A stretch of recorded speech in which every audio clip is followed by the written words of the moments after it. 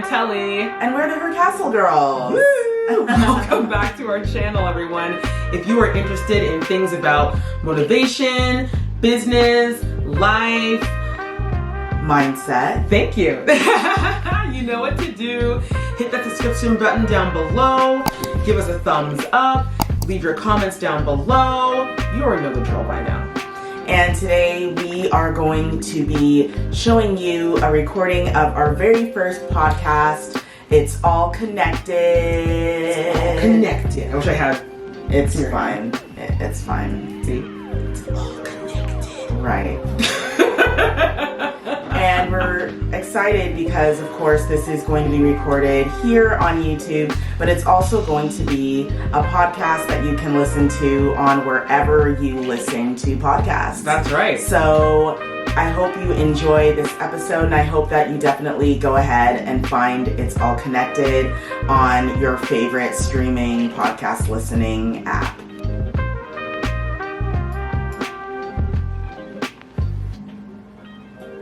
Hey everybody, I'm Carcia. Hello everyone, I'm Telly. And we're the HerCastleGirls.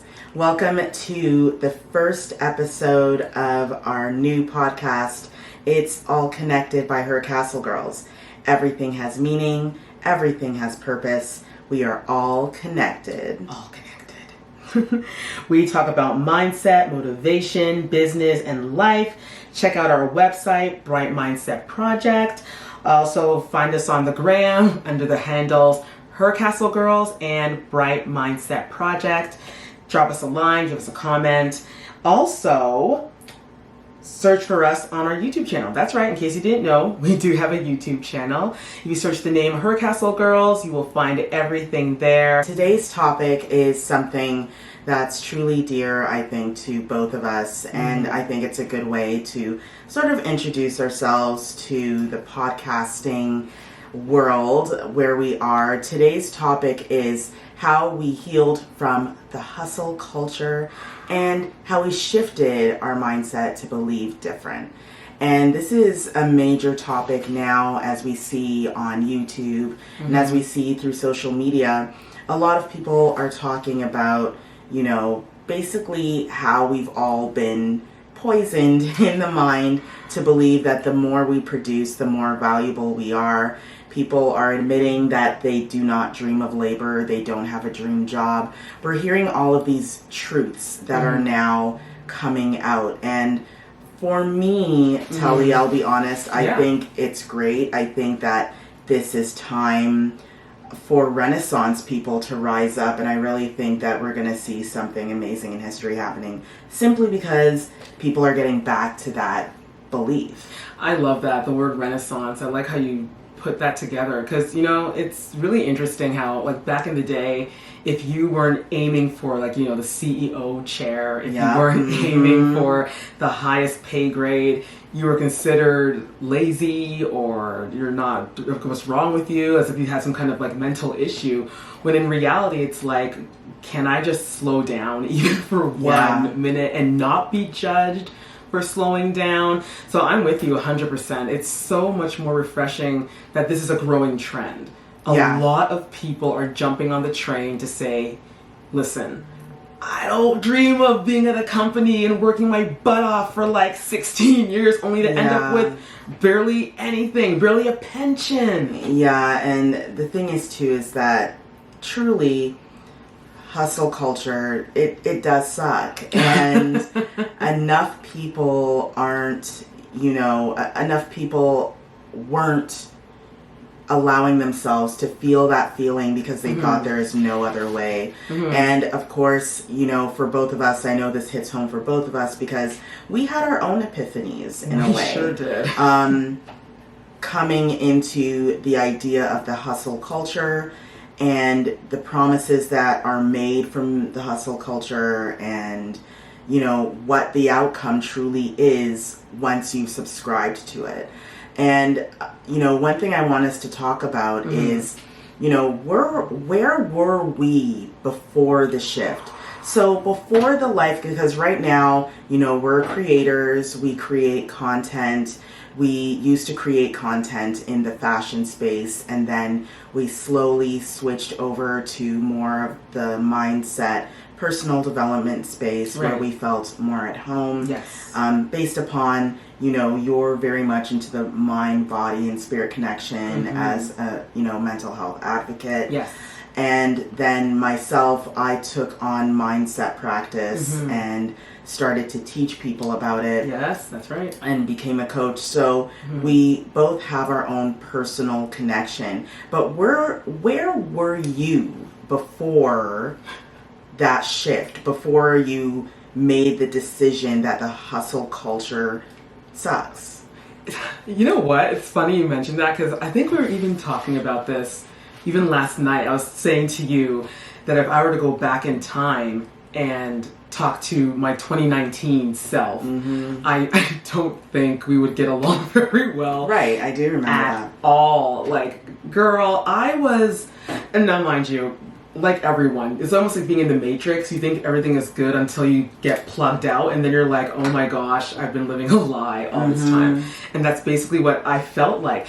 If I could pinpoint the actual moment, I would say it was same January, 2019, summer 2019, and I was going to work.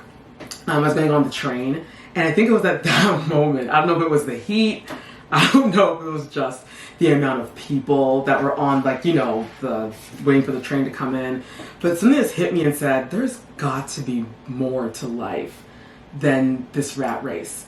I remember even before, when I was younger, I was like, no, I'm not going to be a sap. I'm not going to work for the man. I'm going to be an artist, and I'm going to do this and do that. And I ended up being a part of that same sap. I started being a part of the rat race.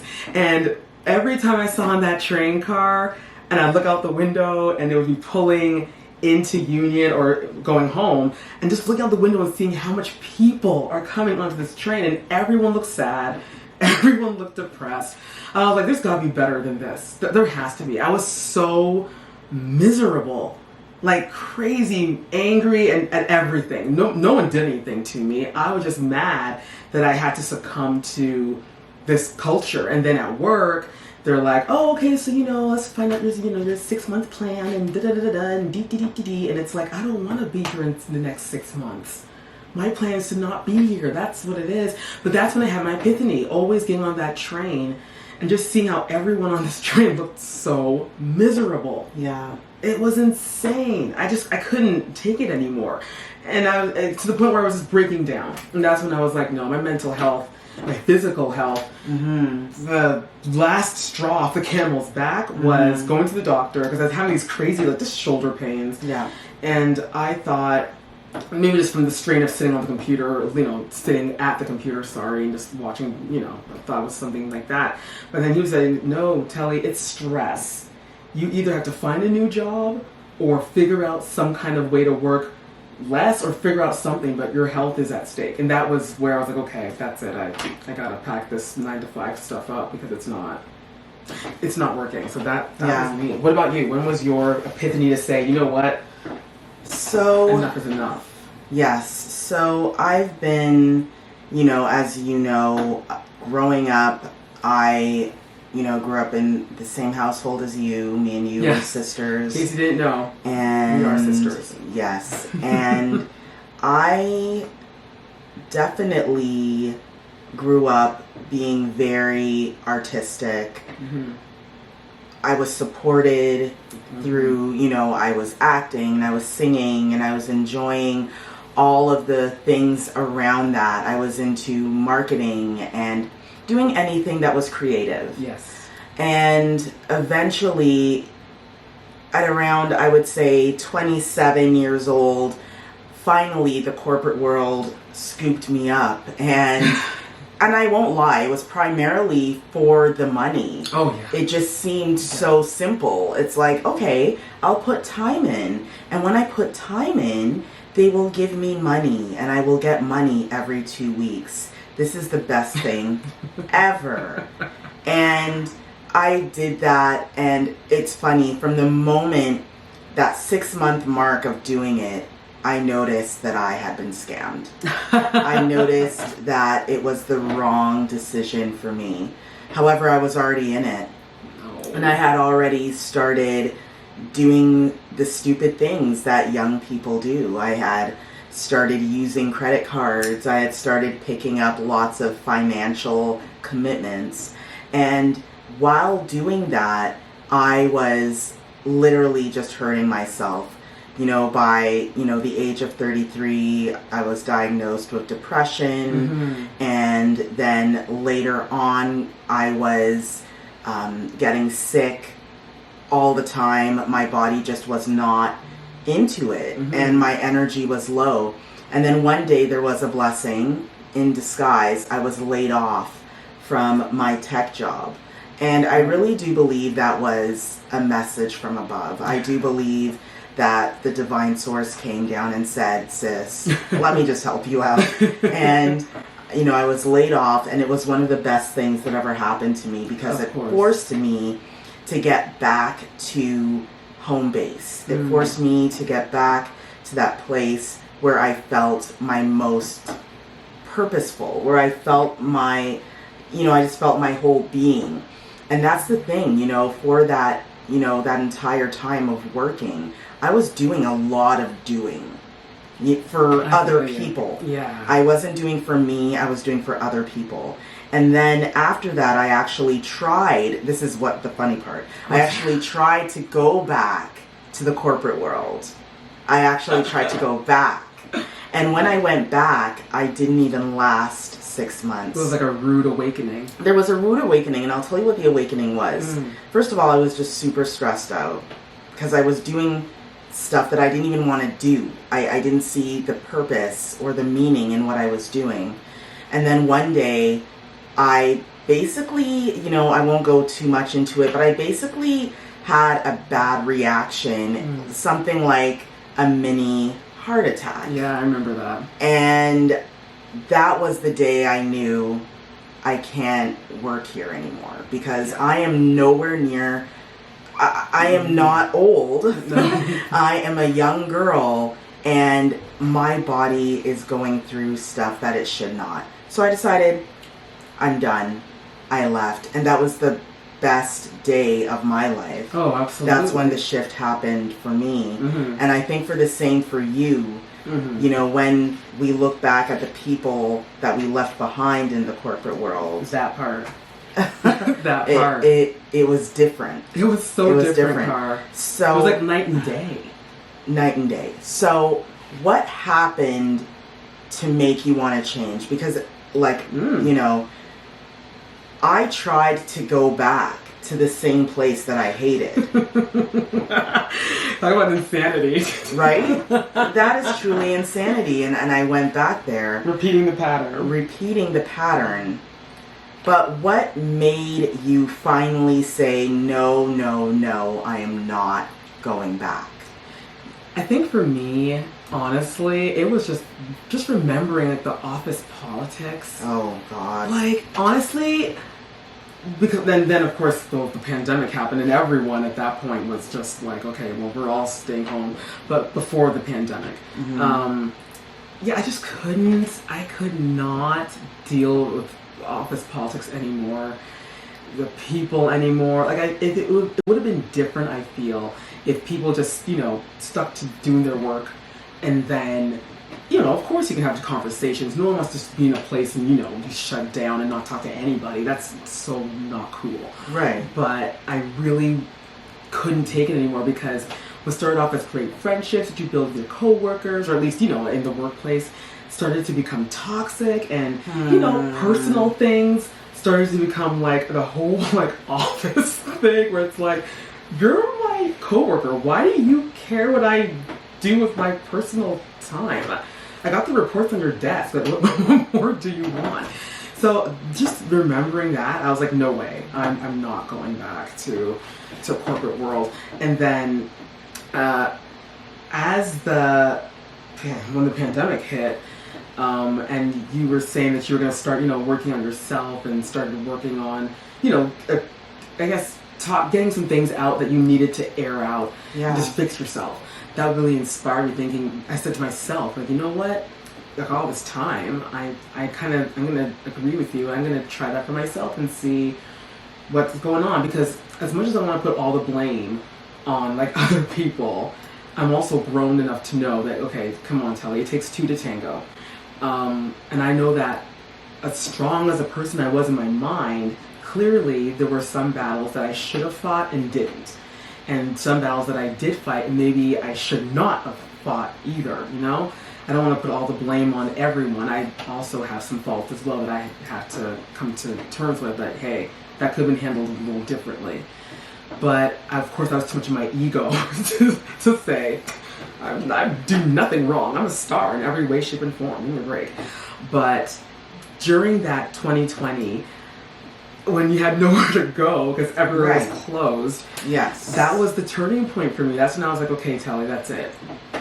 All the cards are on the table. This is it. You're going to come face to face with your anxiety, with your fear, with your depression, with your mood swings. Guys, I had some major, Carcia can tell you, I had some major stupid mood swings. Like, mood swings that didn't make any sense. But that's the thing, too. And the thing is, a lot of people, obviously, with the COVID pandemic, it made it very, it made it very hard for people because there was so many moments of solitude. Right. And you were spending a lot of time with yourself. Oh, yeah. And the one thing that people realized is they didn't like themselves. They didn't realize that, wait a minute, I don't like myself. Isn't that sad, though?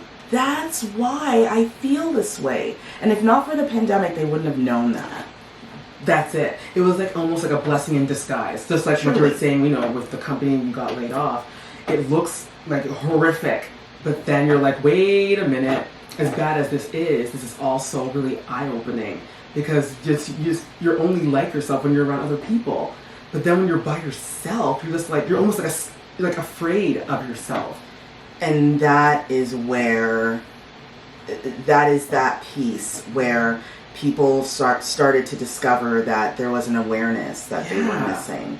And for me, you know, when 2020 started out, my goal was to, you were set to change your ways. I was set to change, and I was willing to do whatever it took. And I started doing these courses in mindset and spirituality and different things within those lines, just to work on my own mind, my own personal development. And I started to do this for me. It was full on for me. I want to help me. But going through these courses, I was like, you know what? I'm going to take the exam and look at that. I'm going to do this. And I had, listen, January 1st of 2020, I had no ambition to help anyone with mindset practice. That was not what I thought. On your menu. It was not on my menu. Yeah. But having that time to sit down and realize what I could do, to realize how I could help people, made it possible for me to see. I got a lot of clarity. And through that, I started to study. I did my exams. I passed. And I said to myself, okay, you know what? I'm doing this. And with that summer, that first summer of business, you know, things started to look out for me. Yes. But, you know, one of the things that I had to learn, because even when you notice when you're on a journey, and you're still learning while you're on the journey. Oh, that's what makes it a journey, right? Absolutely. And I learned that I still had this hustle culture piece where I felt like if I'm not doing stuff all the time, and if I'm not pulling my hair out and crying over stress, I'm not really working. And therefore I'm not worthy of the rewards or the compensation. Yeah, and I feel you on that 100%. It's funny how it's so embedded in human beings to constantly be on the go. even you would never even take vacations, girl. I'd have to say to you back in the day, hey, you taking your vacation time? You're like, what's vacation time? Yeah, I didn't take any vacations. I didn't take vacation time. I definitely took vacations. I hated my work. I left hours and hours of vacation time on the table. You wouldn't even take it. And I was, the queen of burnout. Ooh, the queen of burnout. The queen of burnout. And that, yeah. I was the queen of burnout. Yeah. And, I want to take a second to think about or to talk about, not only the healing aspect, but I also want to talk about growth mindset as well because, growth mindset has become a bit of a buzz term. It's a catchphrase. Yes, and it's not. It is definitely a real thing. It is more than just a buzzword. It is. But, the beginning of healing started with realizing that you needed to be healed. Yes. Right? And after that, it took a lot of devotion and commitment. And for you, when did you begin to heal? What were some of the things that you started to do? It's funny. What you were saying, it really relates to an alcoholic or someone trying to quit an addiction. You're so used to being in the hustle culture and being beaten down by work and stuff like that. Yeah. But I think when I start to feel different, and different in a good way, not because it's funny when you're changing, your old self doesn't want to change. You don't want to level up. Internally you're like, no, I'm comfortable here on level 1, and I refuse to move any further. So it wasn't until over the summer of 2020, late summer, I woke up and I had a different spring in my step, and the first thing I noticed was that I wasn't thinking about my problems. The first thing I did when I woke up in the morning was just being thankful that I was alive, first of all. And I started my journaling, and I even went back and read my journal, and I'm like, oh wait a minute, this is pretty nice, this is pretty happy. And that's when I started saying to myself, you know what, I think it's starting to finally happen. I'm finally starting to heal. I would take breaks and not feel afraid. Yeah, that someone's is going to see me sitting, even though where am I going? I'm home. Yeah. Thinking that you're going to turn around and be like, what are you doing? No, but you know what though, I love that. I love that part because it reminds me that what hustle culture is. And what hustle culture is, it is fear. It is. It is an action of fear. The fear of being poor, the fear of not being valued, the fear of not being seen worthy, the fear of being left behind. Yes. And that is what pushes the hustle culture. FOMO. FOMO. This idea of, well, if I don't have a 9-to-5 job, and if I don't have 3 businesses that I'm running at the same time, and if I don't have kids to take to school, and if I don't have the husband that I need to make dinner for, and then I've got to do, and I'm not a strong woman if I don't do this and this and that, and if my to-do list is less than 5 things, then I'm not really living. And we learned, and we're kind of, we learned this kind of pre-pandemic, we learned that this is not how life is to be lived. No. I remember in one of my therapy sessions, I was asked, when was the last time you lived in your queen energy? Woo! Can you just repeat that for the listeners and for our YouTube channel? And I want you, and anyone listening, journal on this. Yeah. When was the last time you lived in your queen energy? Mm-hmm. And I had no answer. I didn't even know what she meant. Right. And the idea was, look, you're winning every day.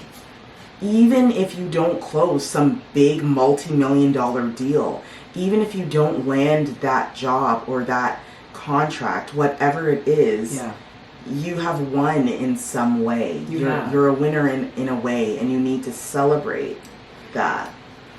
That right there. We were talking about that a few days ago about, celebrate the small wins. Nothing, if you washed your car, hey, that's a win, is it not? Your car was dirty before, and now your car is clean. If you were able to go to the grocery store and you got your favorite, creamer for your coffee, that's a win. If you were able to get a phone call or you made a call to one of your friends, that's a win. You guys had a good time talking. Not everything has to be this ginormous, huge, like Oscar-winning, Emmy-winning thing. You know, growth mindset. Yes. And what you achieve with your growth mindset once you realize you can celebrate your small wins, you can take a break, is that you are realizing that your energy is precious. Oh, I love that. And you're putting your energy towards the places and things that deserve your energy. They deserve your attention.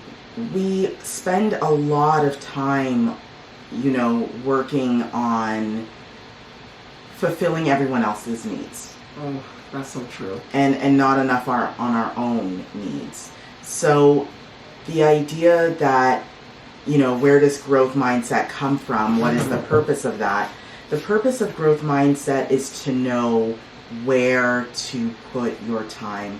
Leveraging your time, like any CEO or any CMO of a big company, they know that their minds need to be in the development of the product, not worrying about who's paying their subscription this month. Like you leverage your time and you hire that out.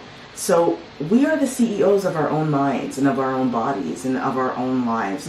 Why are we using our energy towards things that don't serve us? And that's the thing. I wish that it's almost like you want to have people have a CEO type of mind. Because when the CEO goes home at night, they're not thinking, they get a great night's sleep. They definitely do. They're not there, you know, with their head in their pillow, wondering, oh my God, what am I going to do with my bills? What am I going to do about that product I'm developing? What am I going to do? So on and so on, yada, yada, yada. They're thinking, oh, you know what? Maybe I can sneak away from work and play golf. Ooh, maybe I can test drive that new Jaguar. They're not thinking about their problems. They're looking for ways to act in their own queen energy or their own king energy. Exactly. So why aren't we doing the same? It's so interesting how we have, like you were saying before, we have this fear. Like, you know, we're too afraid to just step out a little because we want to carry our stuff with us, you know, our problems, our worries, our judgments, or remember what my friends think if I step out. And outside validation, you know, I would say fear and then outside validation are the two greatest pushers of the hustle culture. Because you sit on Instagram, sorry Instagram, Insta. You know, as much as Instagram feeds, it can also, you know, it feeds good and it feeds bad. It does. You have to be the filter as to what you want to see on your feed. But we make Instagram push us to say, well, if I don't have a 10K month this month, I've failed. Yeah, you know, what you say is true. People go on Instagram or on TikTok or wherever, forgetting that it's all curated. It's, you know, these people, everyone has a life, everyone has a thing they're doing. Right. Just because you see someone partying and living it up in, I don't know, Ibiza or Italy or something, and you see their gorgeous photos, you think, oh, I want their life, And it doesn't, come on now. You know, when did this person begin? When did they begin? What is their mindset? That's it. Maybe they've leveled up years ago. They leveled up years ago and you're just starting out. You can't compare yourself to someone that started 7-10 years ago when you just opened up your business a month ago or your Instagram account like a year ago. All of that. I think it was Sean Cannell, another great YouTuber, who said, you know, don't compare your beginnings with someone else's middle. Or with someone else's end. Right. You don't know when they started. You don't know the mind work they've been doing. Yeah. You don't know. And you don't know. Maybe last month was one of the worst money earning months of their life. But they're not going to post about that on Instagram. No. So we have to really, you know, move in that way and not subscribe to hustle culture. So the next question that, you know, when you're talking about, you know, unsubscribe from hustle culture, people say, okay, but how am I supposed to level up in my life if I'm not hustling? If I'm not doing everything in the world, how am I supposed to get to, higher levels, higher heights? And I always say, this is my opinion. Yeah, absolutely.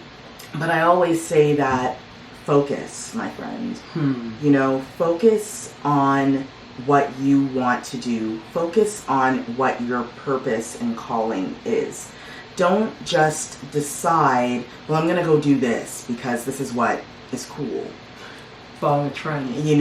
Following a trend, doing that. It's more about what makes you light up. What lights up that fire in you. Yeah. What brings out that person in you that makes you feel like you can stick with it forever. That's it. And that's the thing, Car. It's so much deeper than social media. Like, everyone thinks that their calling is to be, I don't know, an influencer or an Insta baddie or a TikTok star. Listen, to each their own. I'm not going to sit here and judge anybody, but I love how you use the word focus, because a lot of people are not focusing. We're focusing on everyone else's life. And that's where the burnout comes. Except for our own. You want to be Cardi B. You also want to be Kerry Washington. You want to be Leonardo DiCaprio. You also want to be President of the United States. Like, you have to stop and really focus on you and what you want. Yes. Because, as you say, when you focus on what you want, you're so focused, you're so narrow, in the circle, you're so just pinpoint that everything you have to do isn't as, you're not like, okay, I need to focus on this, I need to do that, I need to do this. This is why a lot of business gurus say, choose 1 or 2 social media pieces and focus on those 2. That's it. The burnout happens when you are spreading yourself too thin. That is basically it. That's the meaning. Yeah, that's it. You're spreading yourself out too thin on things that you don't care about.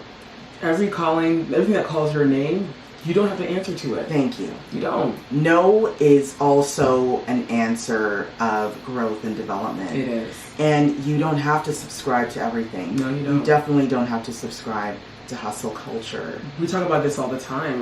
There's a lot of guys that are online, and a lot of women, and with these new apps that come out, people always say, oh, should I join Clubhouse? Should I join Pinterest? Should I? And, it's like, listen, you don't have to do what's right for you. If you're an interior designer, then maybe you should just stick with Pinterest, because that's where a lot of people go for inspiration, for clarity, for just browsing, really. So stick with that. If you're more of a talker, then maybe Clubhouse is the right app for you to use. Whatever it is, but you don't have to sign up to every single thing. No, you do not. And everything that calls your name, you can't be a gymnast and a bartender. Like, you have to choose something. Yeah, and that's another, journal prompt that you can think of. What is my purpose? What makes me feel alive? Yeah. What creative outlet makes me feel alive? Think on those things and write about it, journal about it, ask your subconscious mind, if you were to know what lights you up in the morning, what makes you excited to get around your laptop or get outside. Maybe it's landscaping. Maybe it's, working on your publishing project. Maybe you're writing a book. Whatever you're doing, it won't feel like hustling if you're doing something that drives passion and purpose. If you're doing something you love, you won't even feel like work. That's it. It'll just be cool, calm, and collected. That's what it's supposed to feel like anyway. That's what it should feel like. And, we have definitely been through the ringer when it comes to, what can happen when you don't work on what your true purpose is. And, the limiting beliefs and the negative self-talk. Where does it come from? It usually comes from the places where you put yourself where you don't truly belong. So corporate jobs are great at, and I'm not downing on all corporate jobs. No. I'm downing on the corporate jobs that people take on that they didn't actually want. Yes. They don't have a passion for what they do. If people are attorneys, doctors, people are administrators, but they love their job. that's great. Oh, yeah. Absolutely. And that's what we want. We want people to enjoy what they do with the hours of their life. Yes. But if you don't enjoy what you do, that's not good. No. It's like every day you wake up and you're feeling the pains, you're dreading, you're already playing it out in your mind, what's going to happen. Right. So now your body is like, oh, okay, I'm going to just accept this because you're already planting that seed inside of me. So I'm just going to go to work now and expect to see my boss who's going to yell at me. I expect to see that coworker that I can't stand and she's going to tell me her stories and I'm going to have to pretend to care. Doing work that I'm not passionate about, I don't care about. That's what we're concerned with. The people that take on these jobs because they want, like we said, you said it too, you do it for the money.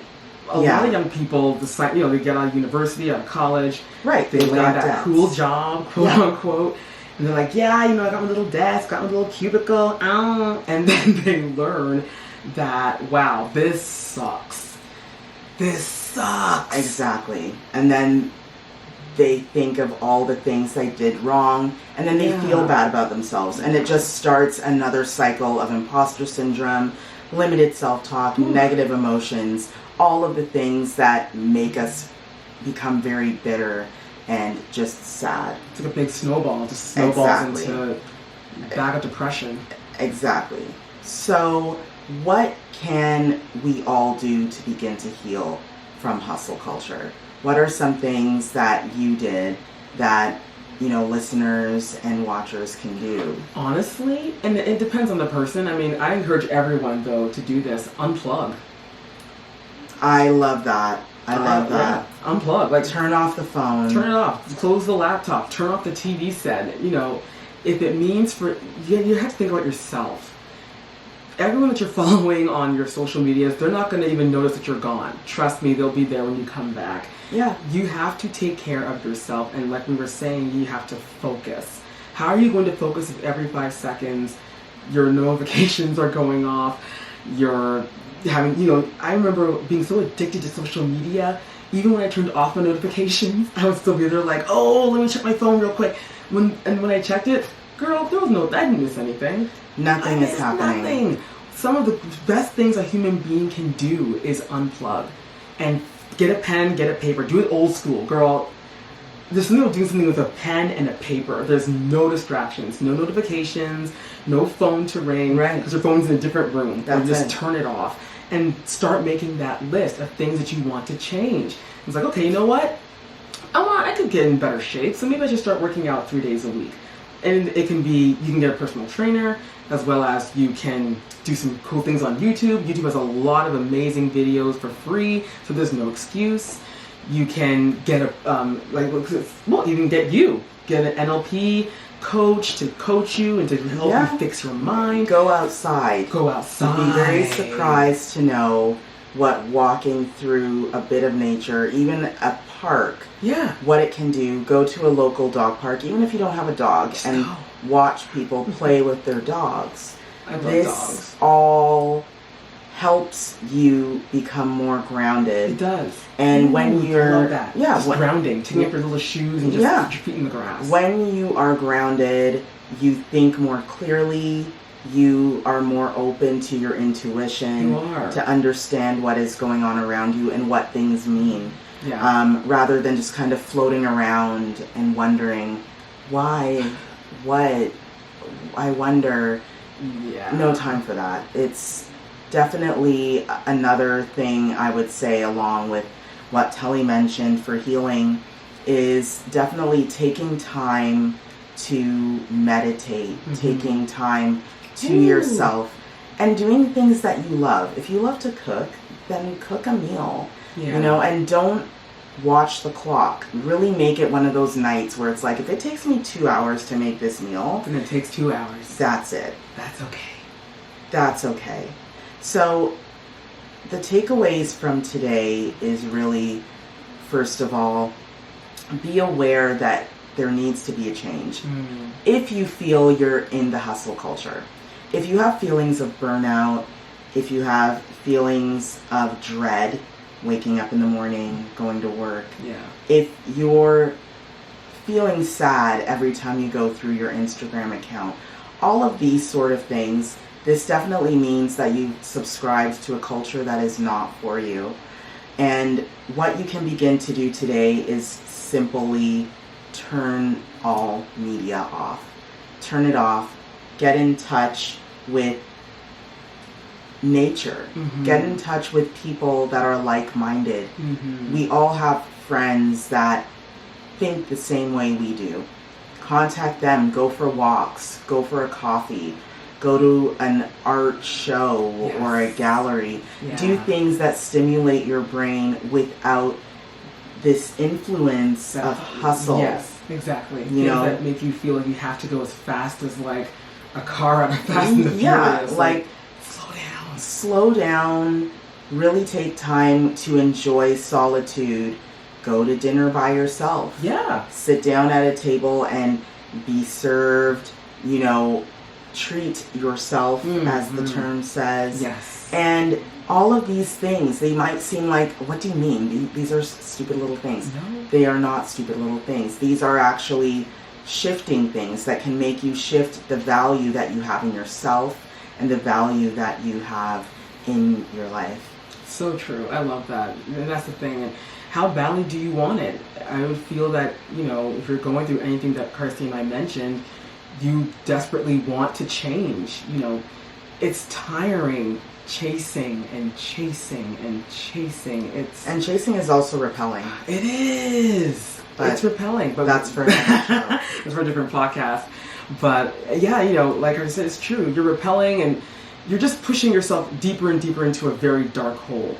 And you're kind of also, you know, it's almost like you're withholding because you have all these gifts that you've been given and the world is waiting for you to showcase them, but they'll never learn about it. Exactly. Because you're so much into the hustle culture. And this is why you should really focus on being versus doing.